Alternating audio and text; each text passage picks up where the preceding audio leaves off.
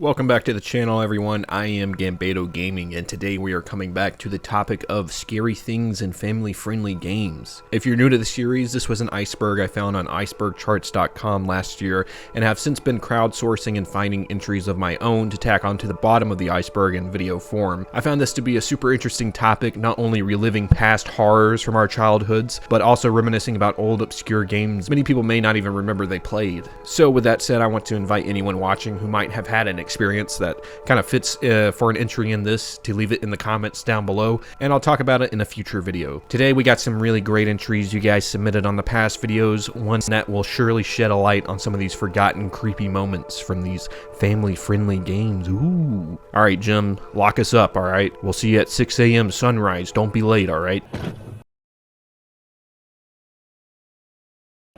One thing that sticks out to me when I'm looking for entries in the comments is games that I've never heard about and ones that I feel like a lot of people probably don't know about or have forgotten from their childhood. So when I ran across this comment talking about how eerie the Pigle'ts big game for PS2 was, I figured this might be the perfect match. They explain how the general gameplay and soundtrack made for an accidental horror game that definitely scarred quite a few kids back in the day, including them. I mean, I wouldn't have guessed it, right? Who would have thought this little gremlin right here got his own fucking video game? In reality, this was to coincide with the release of the Piglet's big movie that was released in 2003, and thus he had to get his own big game. You know, I'm not so convinced, Piglet. I've seen much bigger games before. You ever play the Assassin's Creed series? The game reflects popular horror games like Resident Evil and Silent Hill in the way the game is played, with stuff like fixed camera angles and the eerie, unnecessarily creepy music that pops up in some levels.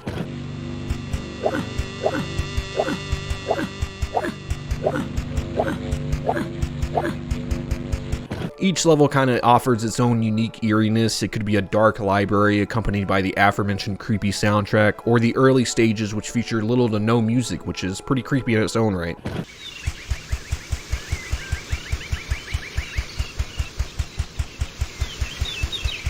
The comment also pointed out the creepy final boss of the game, which just takes the form of a shadow creature, which is a bit generic, but I could see how the shape could scare a kid playing this. To me, it rivals the Great Shadows up there with the Bear in the Big Blue House girl shadow. That's almost creepier than this thing, sorry. The game achieves a lot of interesting things through its gameplay, like damage progression.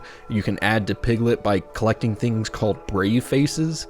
I'm not making this shit up. You can buy these brave faces from this deranged Piglet in this little shop here by collecting cookies throughout the levels. Now, I'm not saying they intentionally made it this creepy on purpose and maybe went too far, but the story of the game does follow Piglet conquering his many fears by literally facing down enemies and helping his friends along the way. So in that sense, it does make more sense that the game would be a little bit more eerie, since the point of the game is to overcome Piglet's fears, even if they may have turned it up to 11 in some sections of the game. Not only that, but the enemies in the game, typically you'll hear them before you see them, because they can always be heard stomping around in front of you, so you're anticipating something, and when you get there, yeah, it's a few heavy set elephants waiting to get your goose.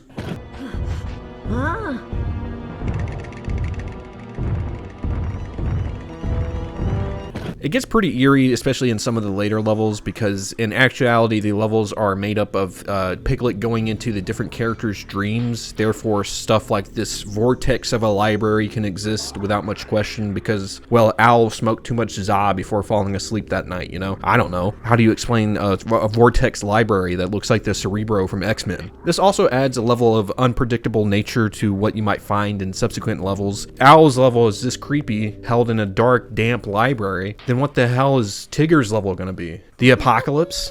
Overall, the game is not only surprising in its eerie nature, but also in how much fun the game actually is. To be fair, I didn't finish the game, and I can assume the quick time event combat has to get pretty repetitive at some point, but from what I played, I was truly surprised at how polished the game was, especially for a Winnie the Pooh movie tie-in PS2 GameCube game. That's too many adjectives, bro. These things usually are trash. If you truly want to hear some first-hand accounts from people who played this as a kid, here is a compilation of comments from people who remember the game being a little bit too frightening when they used to play it back in the day.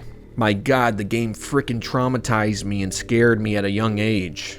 I'm 18 and I still play this every once in a while, one of my favorite video games, though I also suffered from the PTSD when I was little. It grew into me and now I'm a huge horror fan. Because of Piglet's big game, you sat through all the Insidious movies. You know, I don't know if that's a dub or an L. God, the aesthetic and ambience for this game was so creepy.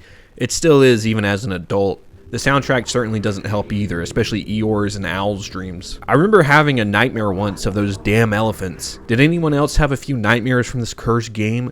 Listen, just to wrap this one up, all I gotta say is the Tigger loading screen is fucking amazing. It's like one of those videos on YouTube you can put any music to and he'll be dancing to it perfectly.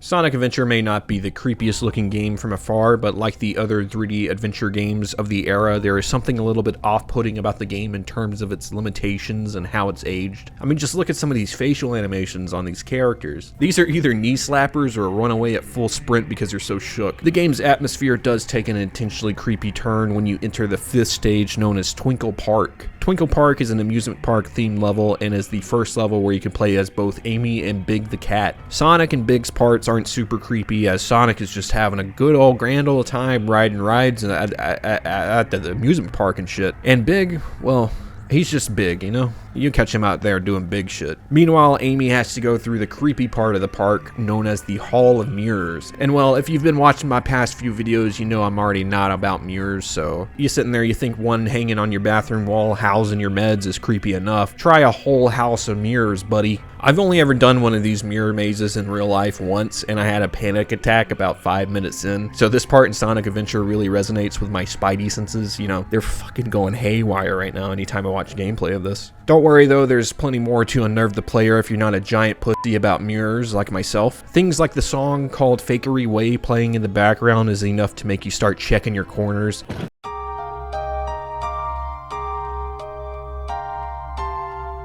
Not only is this creepy track playing in the background as you navigate this maze of mirrors, but there's a giant killer robot who is chasing Amy as you try to find your way out. It's worth noting it's not like a traditional mirror maze like the ones you might see in a fair or something, but rather reflects that of the Mirror Mansion from Wario World, if you're familiar. This is where the mirrors are used to get a clearer view, since the camera in these segments is usually fixed in order to force the player to play with only being able to see in their reflection. I always loved this as a gameplay mechanic in games this in, and it seems like this one works really well, as you'll not only need to be moving fast to outrun the robot that's chasing you, but you'll also need to be precisely dodging the obstacles in the level. It's a real balance of wanting to go fast but needing to be precise in your movements, and I feel like this is when Sonic is at his best. Unfortunately, we don't always get it like this, but top all of that off with a creepy reason to be running fast, this level really unnerves the player. Plus, I mean, it's a hall of mirrors. Come on, man, you couldn't prescribe something creepier to your boy, you know?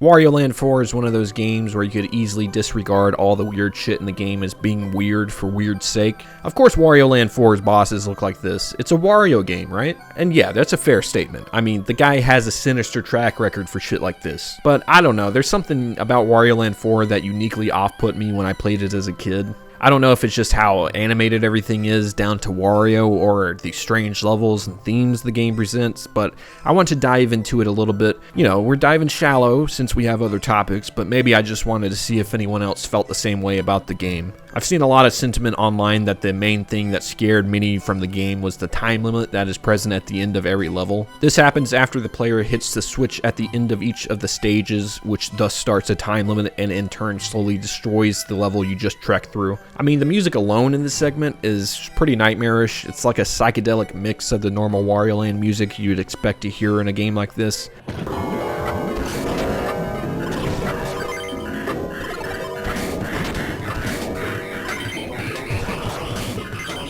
When this music is followed by Wario shouting in the player's ear to hurry up, followed by loud ringing and a warning of a time limit in big text, it's definitely a jump scare of sorts. It's pretty tame in early on levels, but there are segments where you'll often come flying into this end room with the button and accidentally hit it, making it even more surprising. Not to mention, on the way back to the beginning of the level, there are collectibles that can only be grabbed on the way back since parts of the stage change after hitting the switch. This is why I never beat this fucking game, dude. The stress of not only trying to exit the stage in time, but grab everything as well. It was just too much. It was too much for a 10-year-old me. I was a decade old, right? Like many other games of this genre and similar to Wario Land 4, there's a lot of small moments that are probably just as creepy as the bosses, but man, these bosses are something else in this game. This is the main part I remember scaring me when I was younger, besides the hurry up time segments, of course. To be fair, not all the bosses are super creepy, but the ones that are so uniquely disturbing in their own way, and in a way I feel like only Wario Land could nail. I mean, take the first boss, for example, right? It seems like a nice little friendly grape guy, right? But once you start attacking him, his true colors show. And no, it's not just the color purple, okay? His face will transform into a disfigured mess of expressions, and you can't tell if he's in pain or ready to murk Wario and is really excited about it.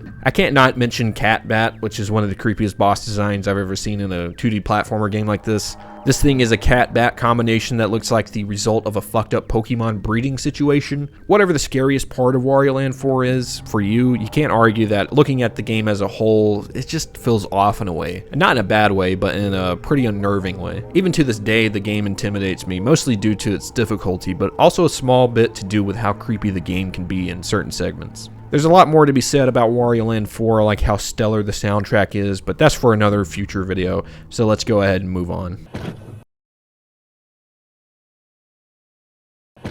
Ecco the Dolphin has been brought up several times by you guys in the comments from my past videos in the series, mostly referring to the first game's final boss, the Vortex Queen, but seeing as there is a decent number of entries in the Ecco franchise, people have found a lot of the games to be quite unnerving. This is through a combination of surprisingly disturbing bosses and a creepy atmosphere in some of the later games. So I want to cover all of these separate entries for Ecco in one entry, so let's go through each one here.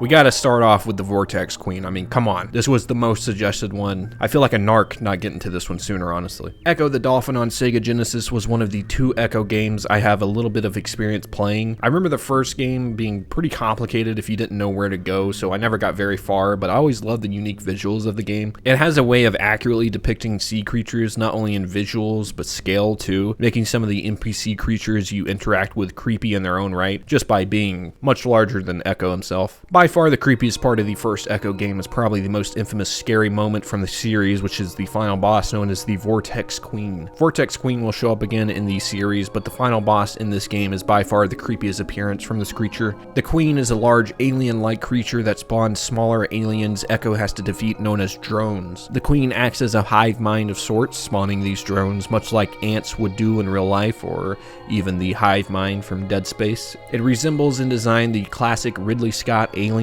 design with a large insect-like head and big bulbous eyes. It's pretty nightmarish. This boss comes out of left field from the rest of the game, as most of the game up until this point it seems like a normal ocean adventure, but then it ends in some of the richest lore they could have ever put in a game about a dolphin. Least us forget this game about Dolphin. During the boss battle, you are constantly slamming Ecco into the boss as your main attack, which ends up slowly disfiguring the Queen, starting with each eye and ending with Ecco knocking this thing's jaw off. Jesus Christ, that's kind of gruesome. Yo, I didn't know Ecco was cold like that. While the Vortex Queen is definitely visually the most disturbing thing in the game, I think there is a lot to be said for the overall experience of the first Ecco game, which is a lonely, atmospheric adventure underwater. It feels isolating off the rip from the first few levels, and it doesn't let up on the gas until the end of the game. And man, what a fucking ending.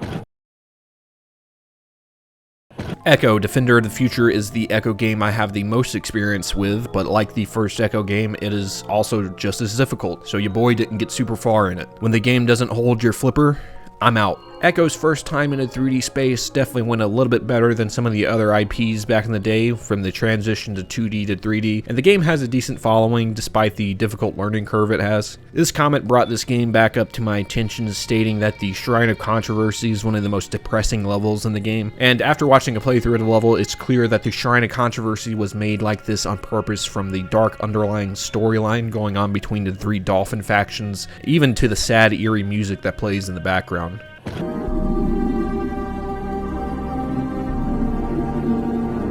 The opening cutscene to this level is honestly up there on the level of any insane space sci-fi action movie you'd see as a Prime exclusive, except there's dolphins instead of Chris Pratt. In this cutscene, we can see a spaceship invades Earth, and its objective is to reverse the past by separating the trust that was built between humans and dolphins. They do this by hypnotizing the dolphins, which strip them of everything that makes them unique and personified like real dolphins we know, leaving a confused mess of dolphins who don't know what's going on, and even worse, seem to be trapped in the level the Shrine of Contraversy takes place in. This level is kind of hard to describe in its depressing nature because it slowly reveals itself through talking and helping each of the dolphin factions throughout the level, but the implications and the backstory you're slowly fed is enough to make this level really get you in the feels. Don't get me wrong, the overall game can be unnerving at times as well, especially if you have thalassophobia, but the Shrine of Contraversy certainly stands out as probably the darkest area in the game.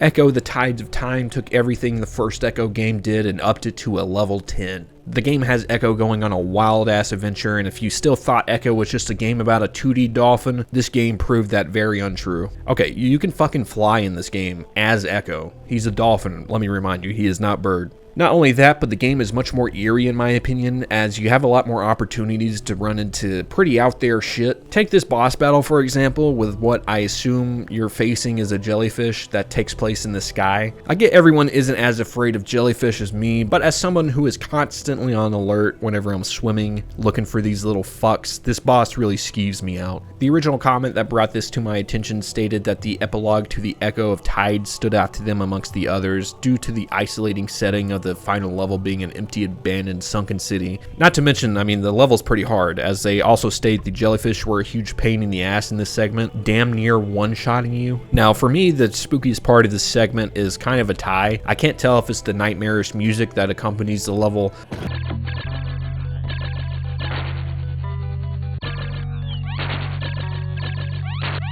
or the fact we get to see the Vortex Queen again in this level. She looks much different in this form as she is merely in her larva state. The whole reason Ecco comes to this level during the epilogue is to stop the time machine located in Atlantis, and it is a race between the player and the larva Vortex Queen to see who gets there first. Unfortunately, the Queen ends up beating the player, warping her to a prehistoric era where she is unable to take control over the creatures of that era, i.e. dinosaurs. Get fucked, Vortex Queen. Therefore, she adapts to the Earth's natural cycle of life, and throughout many decades, the arthropods were integrated into the Earth's ecosystem. As for Ecco, well, he decides to use the time machine instead of destroying it, causing him to vanish into an unknown era, setting up a very intriguing cliffhanger that unfortunately never gets resolved, as the next Ecco game in the series was never made, at least in the series to explain this cliffhanger. I believe the next one was Defender of the Future, which canonically has nothing to do with the Tides of Time. So Ecco fans never got a real conclusion to this cliffhanger, which is pretty unfortunate. In terms of Ecco games and their stories being impactful and straight up creepy at times, I think Tides of Time does most for the series in terms of being scary. I think each Ecco entry has its own dark corners, but if you want to see a more detailed look at what makes Ecco scary, check out Dojin Shinji's video about what makes the first Ecco game terrifying. Thank you for the entry suggestions from each person who brought up Ecco. I was never able to conquer the opening levels of these games, so this gave me a great insight into how deep and dark the series can get throughout its many games. All of this packaged in an unassuming dolphin game, man, Sega was pretty wild back in the day, huh? Forestia is one of those games not many people probably know about, including myself before this comment was left on my video about it, but man, it is the perfect entry for this video.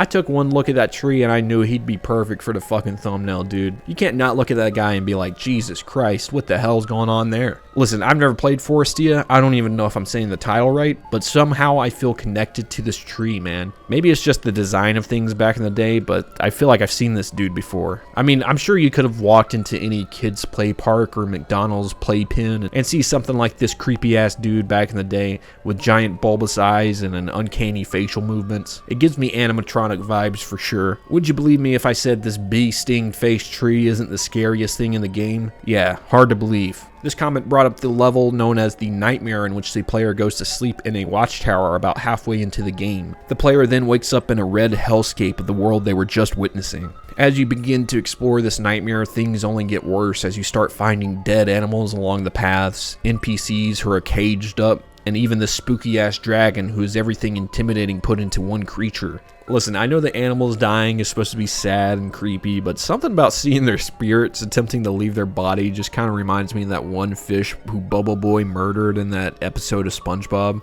That makes me laugh, I don't know why. As you progress even further, you run into things like hooded figures who vanish in front of the player's eyes, and even a skeleton who will talk to the player.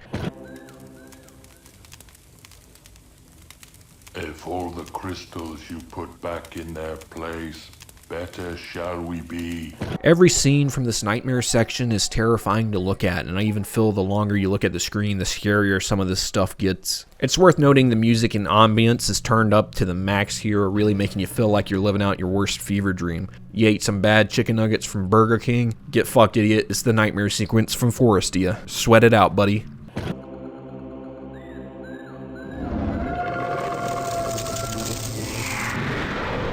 As far as I know from people I've seen talking about this game online in this comment, it seems like the sequence comes out of nowhere, as would a nightmare in real life. You kind of just wake up in this world that is much creepier than the one you were just in, and it's up to you to make it out in one piece. This is definitely the creepiest part of the game, but that's not to say the entire game doesn't keep this creepy charm up, it's just most apparent in the nightmare sequence. The doom and gloom of the sequence becomes even more apparent when the game reveals in this alternate dream timeline the forest is in danger of being destroyed by an impending volcano erupting. This is told over devastating dialogue from characters who've kind of accepted their fate as they know they're probably going to die soon, and the whole thing gives you this hopeless feeling as you're not even sure if this is actually happening in the game or simply a nightmare, which it does turn out to be, but still. It's such a strange deviation from the main game and its story, but I guess that's what makes it impactful as hell. If you had to suffer through this when you were younger, I'ma pour one out for you, you know, because this would have altered my timeline as a human being if I played this when I was a kid. No doubt. Bad endings in video games is not referring to what I think most people think it is referring to. They're not endings that suck because the development team didn't put any money into the writing teams, but rather they are alternate endings that players can obtain if they alternate the path they take throughout the game. These are often seen in RPG games where critical choices along the way will change the outcome of the ending of the game. Oftentimes these endings are darker in tone and make the player feel like they messed up or did something bad, because usually they did. This in turn can make the player feel creeped out by these endings just by virtue of obtaining them. Today I want to take a look at a few of these bad endings from otherwise family-friendly games, and I want to invite anyone who has more examples of these creepy bad endings from kids games to let me know in the comments down below. Golden Sun is one of those old school RPGs that I know is on my hit list, but every time I sit down to play it, I'm struck with a sickness known as turn-based ititis. It's a sickness some gamers are struck with when they experience intense boredom during the turn-based combat sections of old school RPGs like this. I know it's probably due to brain smoothing I participate in on a daily basis known as YouTube Shorts, but man, it's sometimes hard to get invested in these older RPGs. This isn't going to stop me from getting around to Golden Sun one day because the game looks like a spectacle of an adventure. Finding out about the game's bad ending makes it even more intriguing to me because it's a pretty simple but extremely effective bad ending. This comes from a choice the game presents the player, and 98% of the time the player would choose yes, since this is a pretty pivotal quest and not doing so pretty much dooms the world, and well, what's the point of that if you're trying to see the game all the way through? This text box will ensure that Isaac accepts the duty of lighting the lighthouses up, ensuring the world is saved. In this situation, if you want to say no, you know, just to be hard-headed or maybe just for the memes, a short text box will appear that reads, "I can't blame you, I couldn't do it if I were in your shoes." Then shortly after, another warning stating that you can't go back on your decision will pop up. If you still nope the fuck out of there, the game will shortly end with the screen fading into a bronzish background followed by a text box that reads, "And so the world began drifting towards its fated destruction. The game ends shortly after, and your decision is final." I can only assume the loading screen after this plays out is deafening as you realize what you just did. This does technically count as a game over screen, but I consider them to usually be one and the same if they play out similarly to this, wherein a unique customized cutscene would play moments before the game over rather than your typical game over from dying to a standard enemy. If you really take into consideration how much weight your decision has on the world, it's pretty devastating to think about, much less go through with. You gotta be a real piece of shit.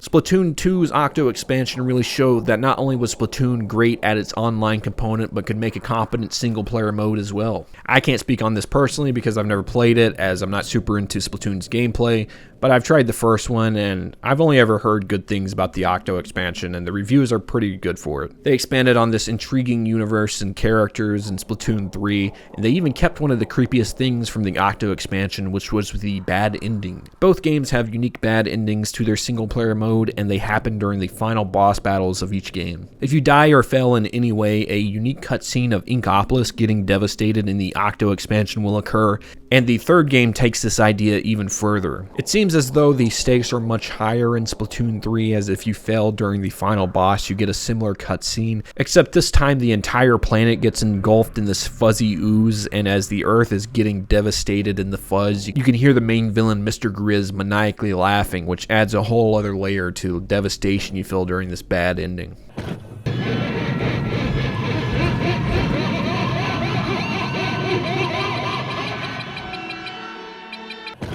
It's even darker when you consider the fact that it's been confirmed that any Inkling or Octoling that touches this fuzzy ooze will lose their soul and sense of self completely, and man, that makes this one even more dark. The idea of a planet becoming completely engulfed in this fuzz and the haunting text box at the end of the cutscene, it might just ruin your day. I've said it before and I'll say it again, alright? Any chance I get to talk about this stellar S+ tier train wreck of a game, I'm gonna take it. Donkey Kong 64 has a million other reasons it's terrifying, but the one I want to focus on today is the unique game over screen where the true nature of K. Rool's plans are played out in a very tragic way. Since the game doesn't feature a traditional life system, there are only two ways in the game to see this unique cutscene. One way is to simply quit the game from the main menu, which is something Rareware was known to do back in the day, since if you quit the game, you are technically quitting your adventure and thus the villains won. What do you think this is? You gotta play it all the way through in one go, otherwise big man wins. The other way to see this scene is at the end of the game when K. Rool is firing up the Blast-O-Matic gun on his ship to fire it at DK Isle. Depending on how many blueprints you collected and gave to Snide along your adventure, depends on how many minutes you'll get to clear Hideout Helm, which is the level you'll play while the gun's powering up. If you happen to run out of time, this is the other time this cutscene plays, and in this context, it feels all the more tragic as you were literally running out of time to save Donkey Kong Isle. The cutscene starts with a creepy bro wants to be Walter White so bad camera angle with K. Rool menacingly laughing in the center of the room in his giant throne. After a minute, the camera cuts to the Blast-O-Matic, which is now fully powered and begins to aim at Donkey Kong Island. As the cutscene fades out, we can only assume the worst, as the cutscene doesn't show the devastation. But we know that Donkey Kong Island was most likely destroyed by the large blast. This gets even more dark when you consider everyone who was probably killed in this blast. I mean, at least Cranky, Funky, and Candy Kong, not to mention every other enemy on Donkey Kong Island. I remember this cutscene when I played the game as a kid, and the thing that got me worst is the K. Rool laugh, which I'm like 90% sure I remember having a few nightmares where that was echoing in the background. Even listening to this laugh now gives me slight reactive anxiety, man. It's been burned into my psyche forever.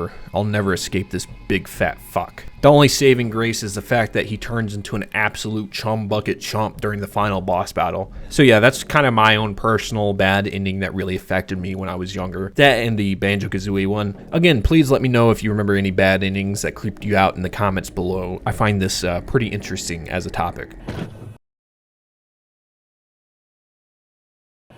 I'm not sure about the recent Switch Pokemon games, he said naively in relation to Ghost Girl and Pokemon games. Yeah, I kind of just figured that Game Freak was rushed enough to get these Switch games out, so much so they didn't have time to add in cool Easter eggs like the Ghost Girl appearances from previous Pokemon games, but, you know, I'll stand corrected. In Pokemon Sword and Shield, there is a strange side quest that at first seems like any other delivery side quest in an RPG, but it slowly unravels into a pretty dark tale. You start the side quest by meeting a small girl known as Paula who asks the player to deliver a letter to an old friend. The letter's description points out that it seems very old to the player, adding a little bit of mystery already to this quest. Once you arrive at the friend's house, who's known as Frank, you'll enter a house with a much older gentleman and what seems to be his kids. If you talk to the man, you'll learn that he is Frank. And don't speed dial Chris Hansen just yet, alright? This isn't that. I know, it sounds bad, but Frank's a good dude. It's actually Frank from American Pickers, if you could believe that. Rather, it's actually much creepier as we learn that Paula was an old friend of Frank's who hid a sickness from Frank, which likely ended up killing her, trapping her spirit in the body of a child. You learn from Frank that him and Paula ended up getting into a row about her hidden illness, which is what Frank says, but I'll translate. It's a street beef, okay? A fight, a brawl, a melee. Not long after, Frank moved away and never saw her again. He will then ask the player how she looked, and the player can either lie or not say anything, implying she died. Either way, he will thank you for the letter and gives the player an item. In the same house, you can see a little girl in the corner, and if you talk to her, she'll say, "Hey, don't interrupt our conversation," even though nobody is there with her. Now, I don't want to go full bananas bagans on you, you know, and just chalk this up to being a ghost. It's pretty convincing that she might be talking to Paula here, or maybe even something else entirely. Further proof that Paula was indeed a ghost child is if you go back to the spot after visiting Frank where you first met Paula, she'll now be gone from that spot. Fret not though, as there is an item you can pick up here where she was standing, and it's a scrap of Reaper cloth. If you don't know, a Reaper cloth is used to evolve Dusclops into Dusknoir, who essentially acts as Death in the Pokemon universe, or a similar Death character, often referring to the creature guiding spirits to their final resting place. Therefore, I believe that Paula's final request on this earth was to send this letter to an old friend, and once that was completed, she was guided by a Dusknoir into the afterlife. Hence the scrap of Reaper cloth left in her wake. All of this is very clearly pointing out the fact that this little girl passed away and that the player interacted with her spirit, which is spooky enough, but when the full context of the side quest is put together, it's definitely one of the darker moments in the Pokemon series. Also, don't worry, I plan to cover more creepy stuff like the Sun and Moon creepy occurrences and any other games I missed. I found this one based on this comment, and just from the description, it seemed like a great fit, so appreciate the entry. Alright, this was a very last minute addition, but I got this comment about a week ago and it resurfaced my trauma from seeing the Dementors in Harry Potter, probably a little bit too young. These things were always the creepiest things in the series for me, especially how well they did them in the Prisoner of Azkaban movie. I never played any of the Harry Potter games, and I can only assume the Dementors show up a few other times in the series, but this comment mentioned how the Game Boy Advance game of the Prisoner of Azkaban movie had a pretty creepy appearance from the boys. And it really intrigued me because how could a Game Boy Advance Harry Potter game be creepy? Well, you weren't wrong, commenter. The Dementors first show up on the train segment much like in the movie, and the way they are slowly introduced is pretty well done, especially for a game with a more cartoony art style like this one. You could first see a Dementor crossing past the window on the outside of the train before soon they will be banging on the train door trying to get to the player. Before long, the Dementor will actually break into the train and attempt to attack Harry before a professor steps in and sends it away. The introduction alone is pretty effective, but this is only the beginning of seeing these dudes. You will soon take a class on how to defend yourself against the Dementors, and it shows just how these guys like to gang up on Harry, typically 4v1 style. What a bunch of chumps. The minigame that serves as their combat section isn't really the hardest to do, so in reality they're not a huge threat, but they are still creepy anytime they show up. They're usually accompanied by a pretty creepy backing track along with some disturbing chiptune screams.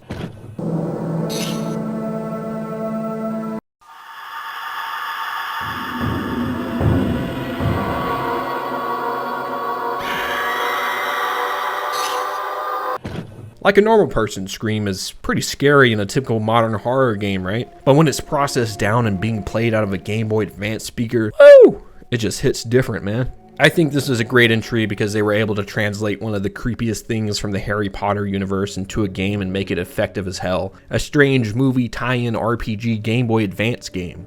I don't know how this game works, but it just does, man. It looks fun as hell. They turned Harry Potter into a traditional RPG. And listen, I know I was just talking about how I fall asleep during turn-based combat, but this could have been so much worse.